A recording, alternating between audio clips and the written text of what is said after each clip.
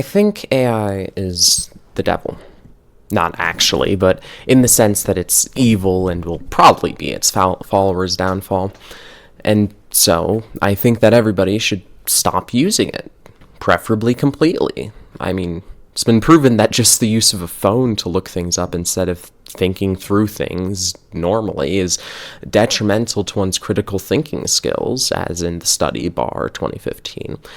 And this effect is only intensified with the use of large language models, LLMs, like ChatGPT, as seen in the 2025 MIT study Kosmian et al., in which it was found that the use of LLMs instead of one's own words led to lesser brain activity.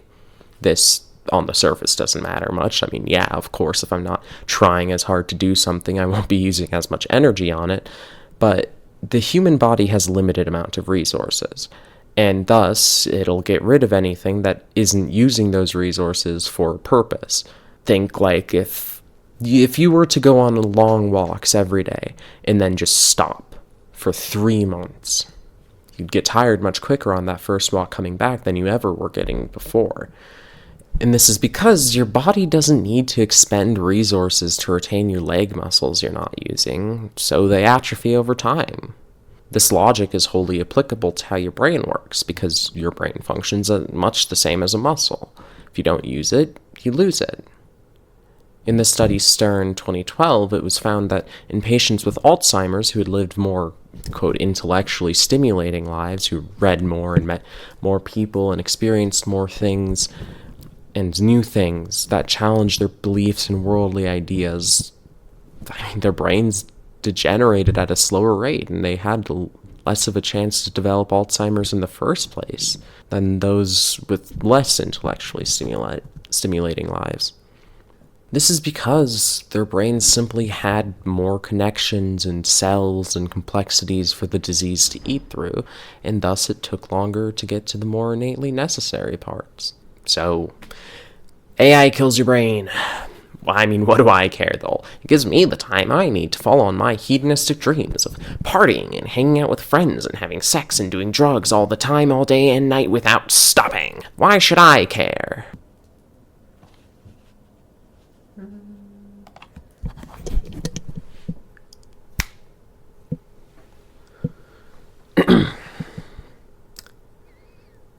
And to that, I mean, I have no answer.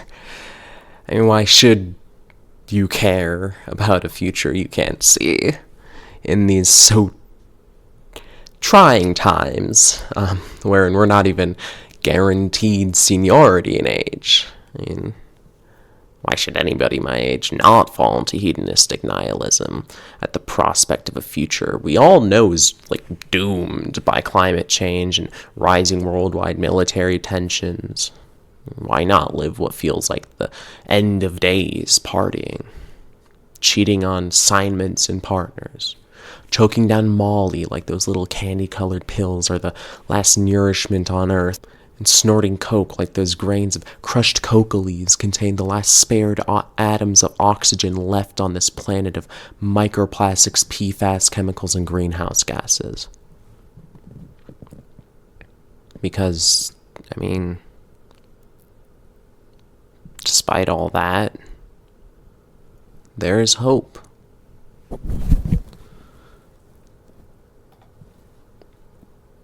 There's hope for a future, hopefully even a better one, but beggars can't be choosers. And one aspect of this hope is the stopping use of AI models and letting go of the internet at large. All of that data, all of that machine learning, all of it's done and kept on computers. A lot of computers, all collected into massive buildings, fittingly called data centers, but computers nonetheless. Computers take a lot of energy. So, the data centers take even more energy. Thousands of computers, millions of tasks, petabytes of data, all on computers, all running, all the time. It's a lot of energy. And a lot of that energy is coal. There are many ways to heat up water to spin a turbine with its vapor, but coal as that flame's fuel remains a favorite of this country and many others. meaning that to power all those data centers who take up half a city's worth of energy, a lot of burned coal dust needs to be thrown into that atmosphere we so love to ignore. It's only half of the equation, though, as not only does this rampant energy use poison our lungs, it dehydrates us, too. When any energy is used, it creates heat. When electronics are on, it creates heat. When you rub your hands together, it creates heat. When little bits of lightning carrying themselves through microscopic copper cables creates heat. There's many solutions to this, but an efficient favorite for data centers is water. Using water to capture this warmth and displace it across the radiator, blowing all of it away with cool air through the metal. That water needs to be constantly flowing. There needs to be so much of it. There needs to be energy, more electricity being used to create pressurized pumps to move it. But all that water, not 10 years back, would have been going through pipes to be drank by people, to clean their hands and hair, to splash at their families and friends, to stop fires and water plants. But now it's being ran through a tube from one side of a room to another, as a thirsty family's famished faces peer through a thin break in the wall one might go so far as to call a window into a blackened soul.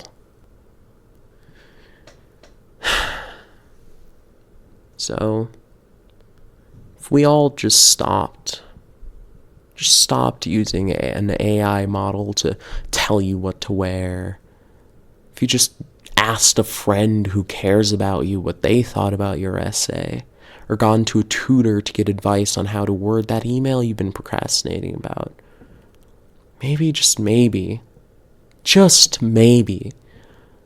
we could at least slow down that environmental spiral we've been expecting since learning about the evils of gas cars in elementary school. At least allow for a chance, a slim glimmer of hope at a real future for you, me, for all of us. I mean, one can dream for it, at least.